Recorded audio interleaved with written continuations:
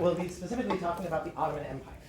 So we started talking about land-based empires yesterday, and we are going to be focusing not on all of these guys because that would take a very long time, but we're going to be looking at a couple of the big ones.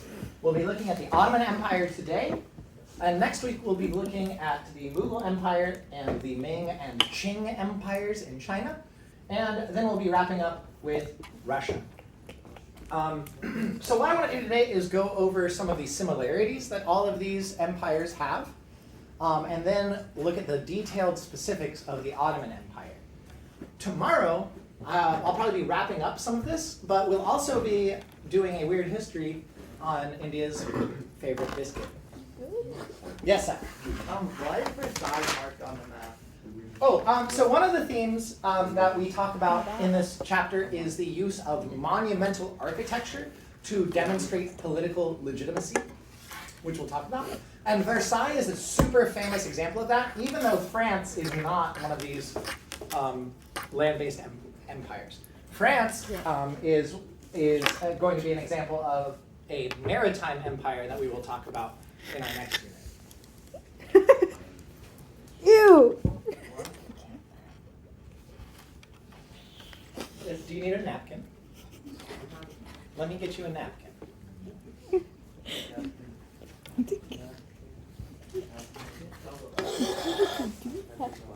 I didn't do it, kid did it. He told me to.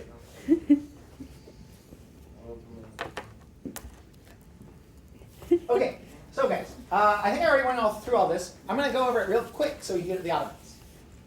So we already talked about the importance of gunpowder. Why is gunpowder important? Guns. Because bang bang powder. Make things go boom. Technology. Blood. Bomb! Okay, all right, so I think we already talked about this a little bit, but basically, it allows for huge empires to quickly conquer new territory. Okay, we will burn it all. It does this by making it very easy to destroy castles, which used to make conquest slow and annoying. Now you can just blow them away in a week or two and keep going. Also, this gunpowder favors large empires over smaller political units because gunpowder is most effective when you have lots and lots and lots of people doing it.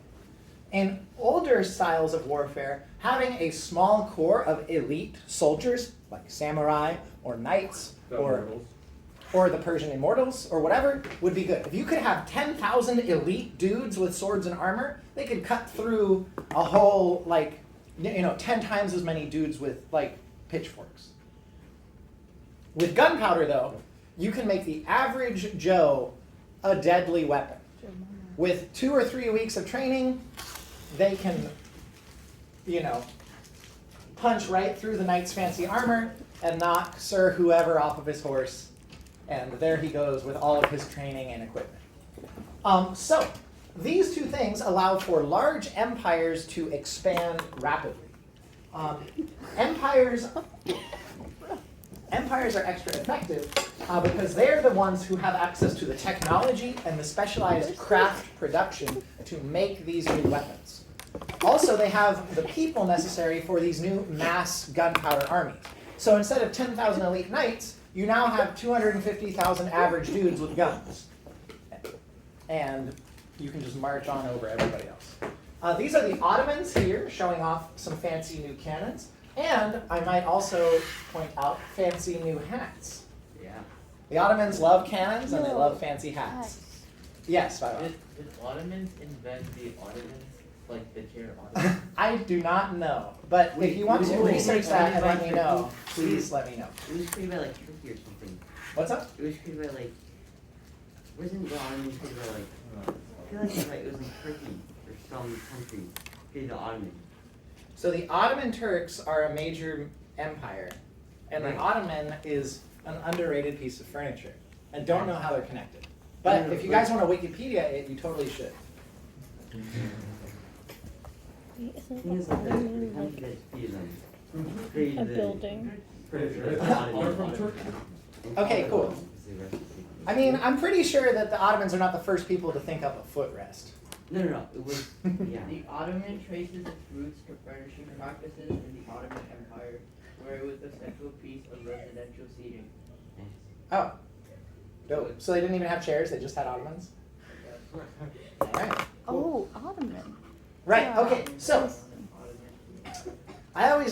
I used to, whenever I talked about the Ottomans, I would draw a picture of a turkey with his feet up on an ottoman. But okay, anyway.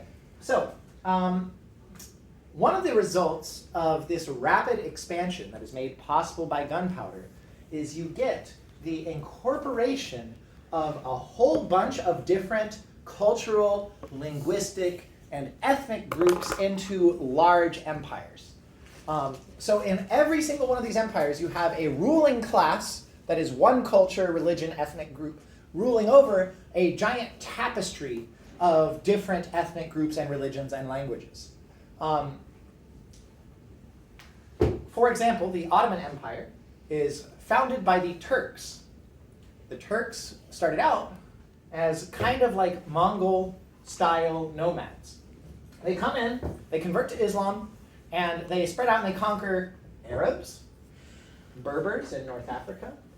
They conquer Christians in the Balkans, including Orthodox Christians and Catholic Christians and Armenian Christians down here, and a whole bunch of Jews living in the cities.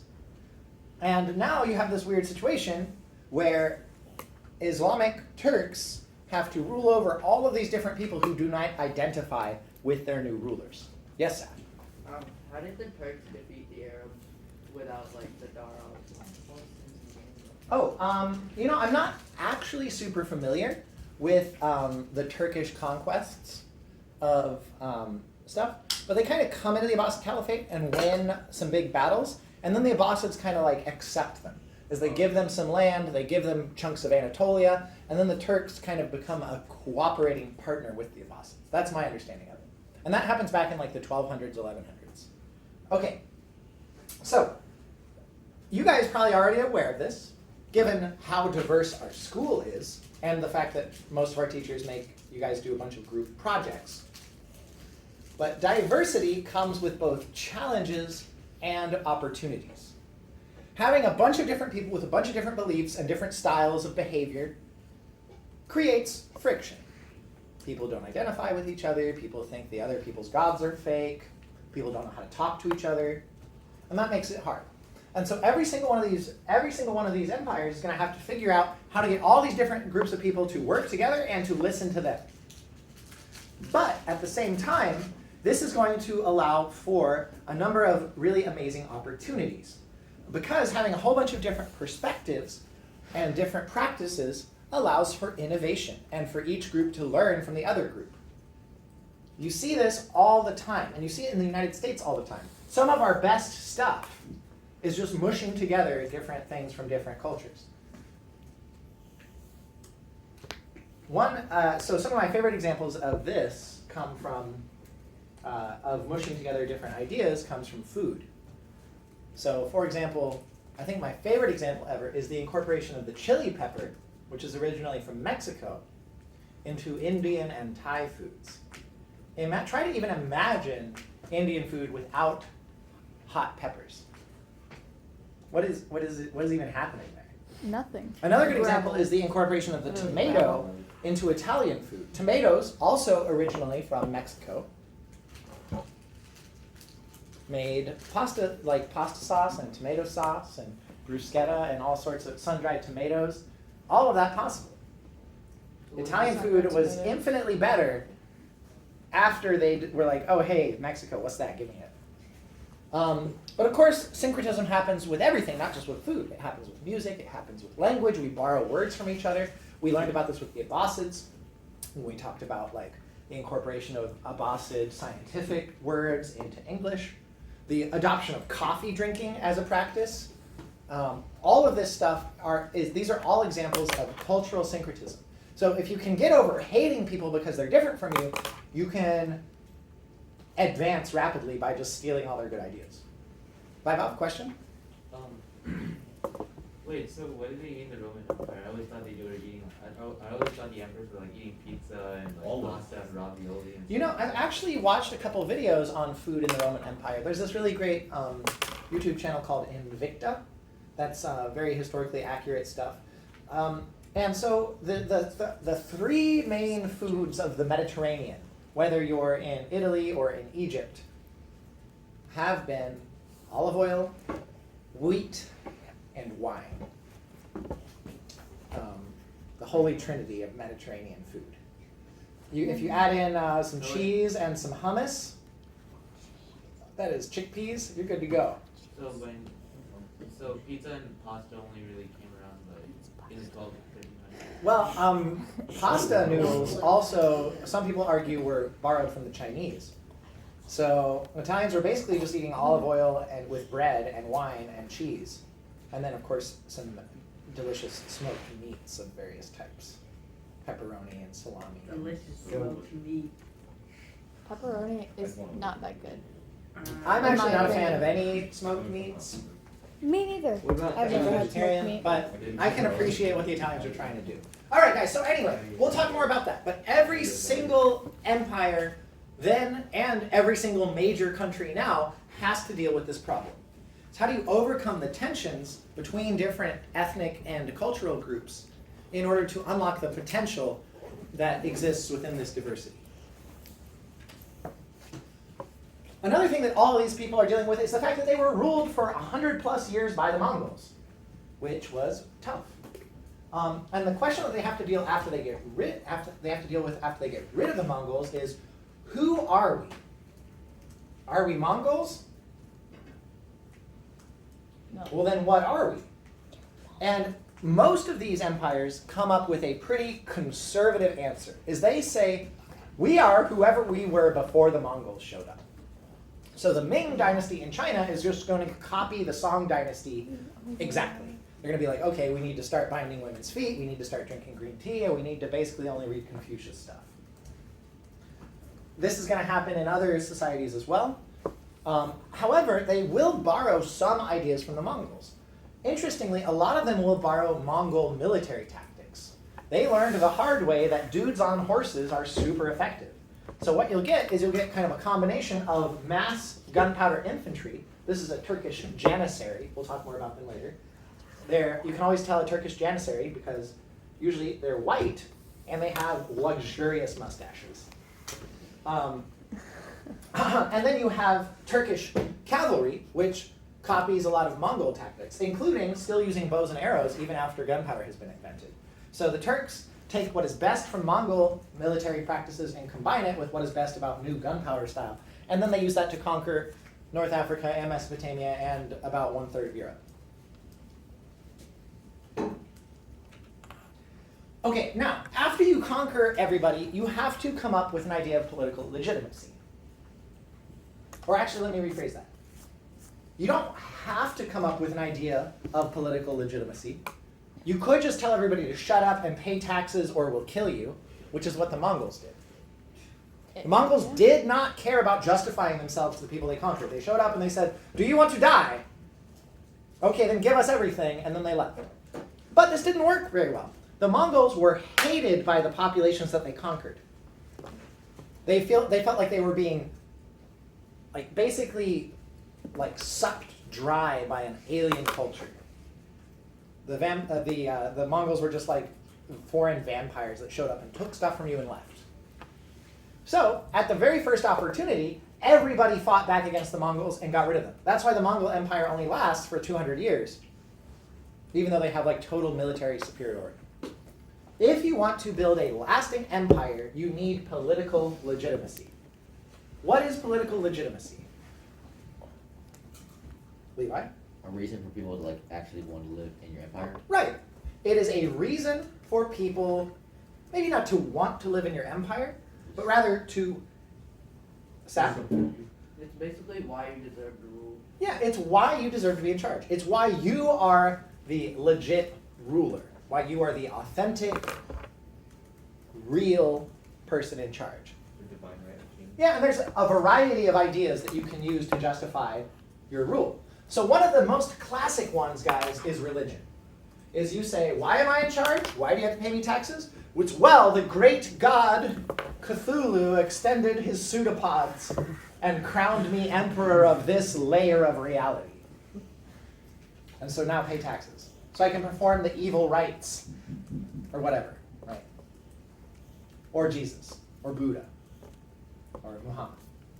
However, there's going to be a problem with claiming divine right in these new empires. Why is that a problem? Because not everybody has the same religion. Because of multiculturalism. If you say, well, I rule in the name of Islam, all the Christians are going to be like, okay, so, no. Right. So you have to have other reasons why people should listen to you. Now, one actually good reason to listen to an empire is if they do a good job. Living in a well-run, stable empire can be good. If taxes are low, if government officials are honest and hardworking and well-educated, if roads and bridges exist, all of those things can be really good. If the government spends its money killing bandits and then paying for schools, all of those are things that the government can then point to and say, like, see, you like it. You like living here. Remember when there were no schools and there were no bridges and bandits just took all your cows? That sucked. So that is another good reason that you should like the empire and pay your taxes, is if they're doing a good job. China is super into this idea. The idea of the mandate of heaven and Confucian meritocracy with smart, educated people in charge, the well-field system, all of that stuff. That is one of China's big things, is they say, look, it's better to have an emperor than to have civil war. And that's a pretty good point. Levi? Cool. One other thing is if threatening people doesn't work, and if actually doing a good job doesn't work, you can also just try to impress people with fancy art and architecture. And some people are like, wait, really? And it's like, yeah, just making things really pretty and impressive and then painting big pictures of yourself on everything actually does kind of work sometimes. Propaganda. Essentially using art and architecture as a way of propagandizing your regime. And so when you win a great battle, you paint 8 bajillion pictures of that great victory everywhere. And you build a giant church to commemorate it, and you name yourself and everything after that great battle. And everybody's like, okay, well, he does charge a lot of taxes, but he did sure win that battle. And he did sure build this big fancy church. This is St. Basil's Cathedral in Moscow. It was built by either Ivan the Great or Ivan the Terrible. I can't remember. I wonder if he can remember. Someone want to Google it? But regardless, this is after he captured the great city of Kazan, which was a Muslim-ruled city to the east. And after capturing that city, which was a great victory for Moscow, he built this giant church to celebrate and to thank God for the victory. So this is simultaneously dope architecture and using religion to justify your rule. Yes, sir? So like if you just beat like the British and you build a giant white house. Right, exactly. Or like a giant white tower and name it after the guy who beat the British. Yeah. It doesn't like make any sense, really. But it kind of works. Giving people monuments and symbols helps people feel some kind of feeling.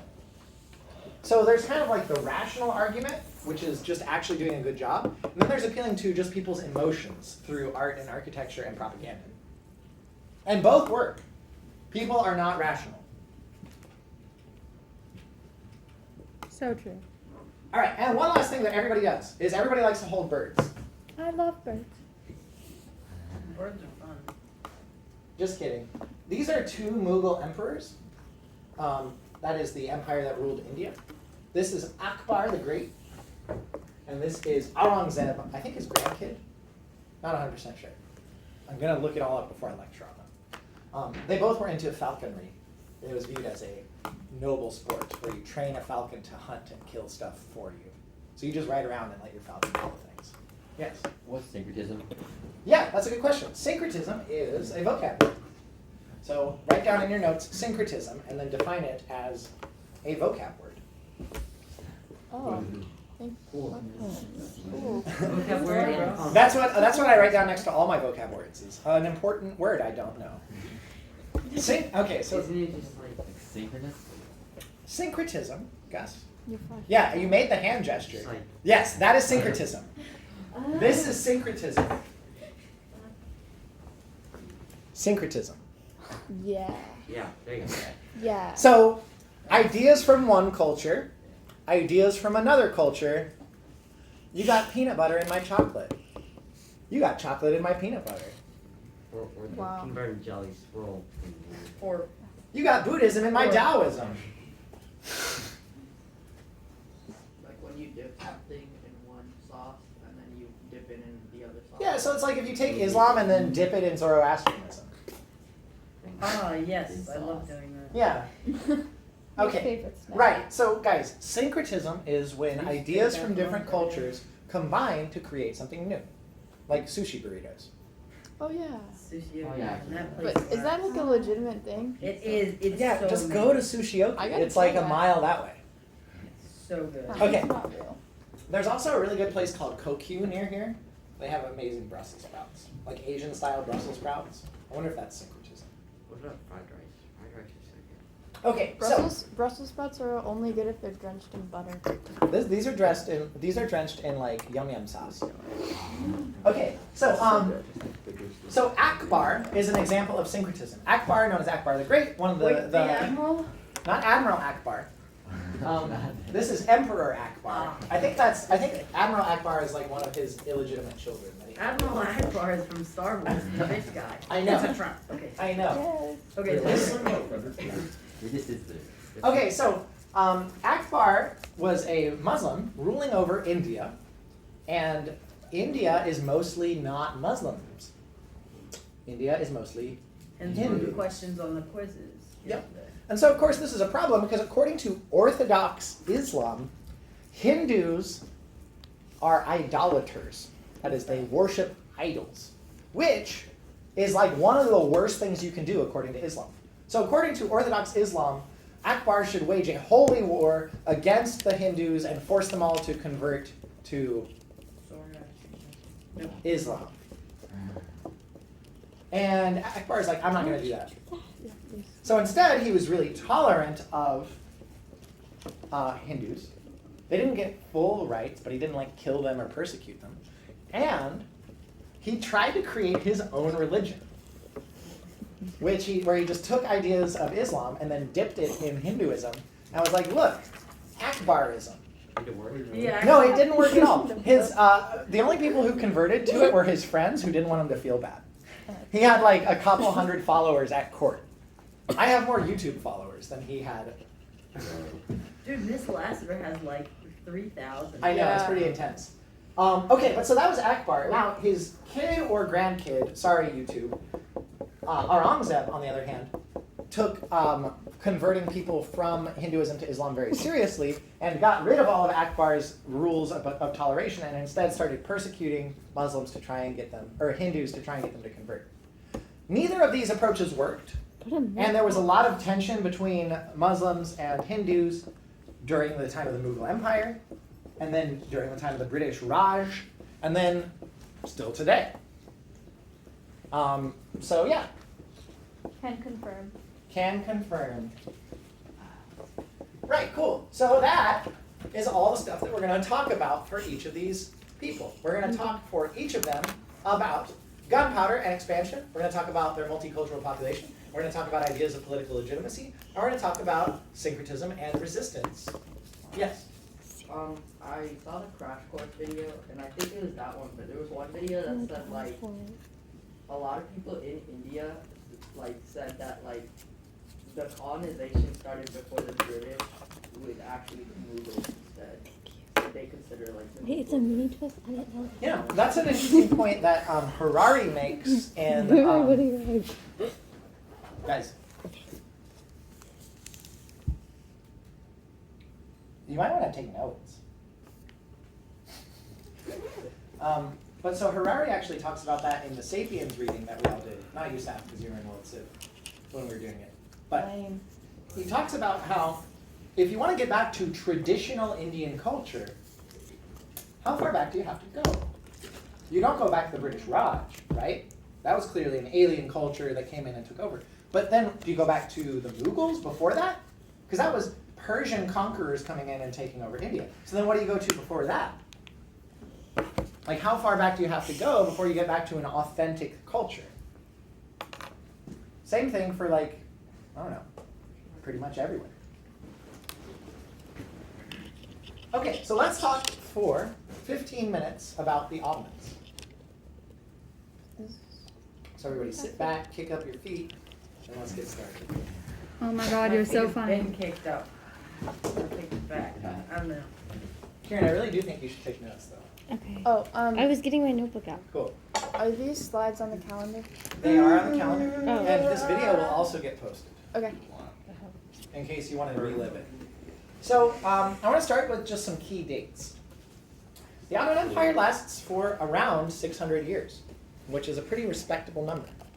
They start out around 1300 with a couple small territories in Anatolia, soon to be known as Turkey, because of them. I thought it was Russia. I don't know why.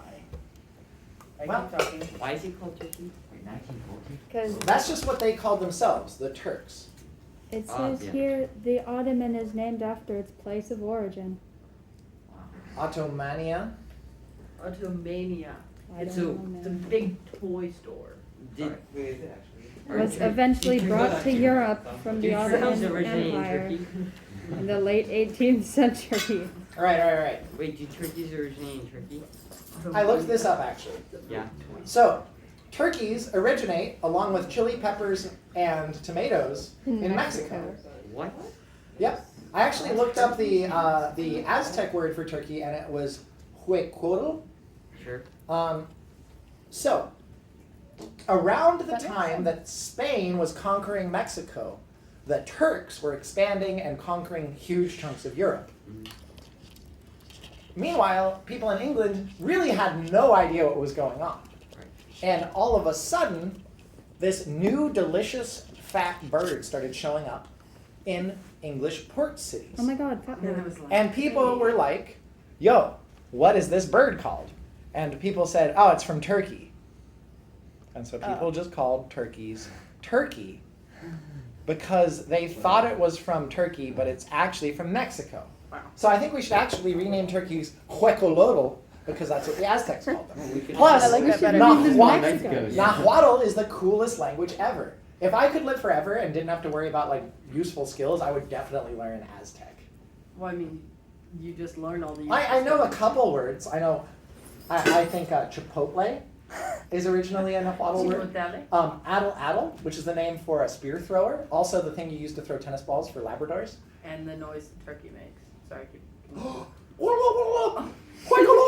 Did you just now realize that? Yeah. Oh my God, I was thinking that the whole time. Well, I'm just so used to how Nahuatl sounds, it didn't register. Also, I only know one other word, which is the word for the Aztec sword, which is a macahuit. And it's a paddle of hard wood That word with serrated blades of obsidian on the side. Yeah. Oh my God, that's cool as heck. I know. There's reports of Spanish cavalrymen saying that they had their horses' heads cut off Yeah. by one of these things. It's basically just like, and these like blades of obsidian just sliced right through it. I want to could cut smack through a them with the wood watermelon part with of one of It's those. the Aztec chainsaw.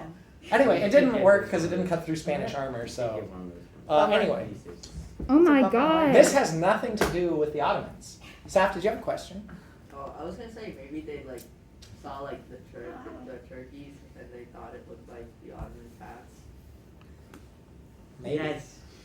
Yeah, I don't know agree with why they thought it was called a turkey, but I do know that they called it that because they thought it was connected with Turkey in some way. that. Okay, so anyway, so they start out in Anatolia in 1453, which, guys, I think can be viewed as actually a key turning point in world history, is the fall of Constantinople. The final end of the Roman Empire I agree. is in 1453. Constantinople is one of the key trading cities in the world, and this is now transferred from the Orthodox Christian kingdom of Byzantium to the Turks. The Turks rename it Istanbul, and they also convert the major church, the Hagia Sophia, into an amazing mosque, which we'll talk about in a little bit. So after conquering Constantinople, they all of a sudden have jumped into a whole new tier of empires because they have this huge, powerful city that they can control. And they proceed to conquer North Africa, Arabia, and Mesopotamia by 1600. They then proceed to control all of this territory for the next 300 years until they collapse during World War I. They actually collapsed in 1918, not 1914. But Why did they Wait, collapse? who's left? they collapse after World War I because they get beat. And all of the different groups within the Turkish Empire, the Ottoman Empire, decide they want to be their own countries. And the British and the French decide they want random chunks of the Ottoman Empire Wait, too. is Anatolia collapsed? What's up? Wait, who collapsed? Turkey. Or The Ottoman Empire collapses Ah. in 1914. So all of these are all different territories. Anatolia, Constantinople, North Africa, Arabia, and Mesopotamia. Those are all different territories conquered by the Turks. Yeah. So the Ottoman Empire conquers all of that. They start out in Anatolia, Turkey, and then expand from there. Wait, why Yes, did Ethan. they side with Germany? Various complicated reasons that I don't want to get into right now, but I'm currently reading a book about it. Ethan. Is that when the British conquer Israel or take Yes. Yeah, the British get Iraq and also a territory called Palestine. And the French take over a territory called the territories of Lebanon and Syria. And then after the British take over and the French take over and institute enlightened rule, there is no more conflict ever in those regions. I don't know. Yes, Viola. If you're being really specific, the Ottoman Empire kind of ended with the Treaty of Versailles, which was in 1922. Yeah. We don't need to be that specific though. It ends after World War I. Yeah. Okay. So, Whoa. oh wait, what's up? Did you need to write some stuff down, Paige? yes. What do you need to write now? He realized Yeah, the whole thing's date. online. There's like 11 words on this. I forgot to write. It's okay. Sorry. While Paige was writing, this is a painting done of Mehmed II. He was the Sultan who took Constantinople in 1453. And one thing that I think is cool about this picture is you can't really see here, but his warriors are of all different races and ethnic groups. They're all dressed really differently. You've got brown guys and black guys and white guys with amazing mustaches and Oh my God, mustache fezzes man? and turbans and helmets and no hats. Actually, is anybody not wearing a hat? No, literally everybody's wearing a hat. Cool hats, man. I'm done. I feel like unless you're a professional historian, you shouldn't have to memorize the exact dates. Oh yeah, so I don't think that you need to know these exact dates. I think you should know generally that the Ottoman Empire lasts from the Middle Ages to the 20th century. It's a long time. It's a long time. That's 600 years. I just think that the Ottoman Empire is maybe the most underrated modern empire. Wait, out in there. like modern 1914, like after the Wright brothers discovered flight, it ended? Or Yes. Oh wow. Yes, it Discovered ends flight. after 1940 World days. War One. I'm like Wow. 90% sure that flight was a thing before. Okay, you know what? Atlas. Don't be mean. Ah. People were like, "Whoa, birds."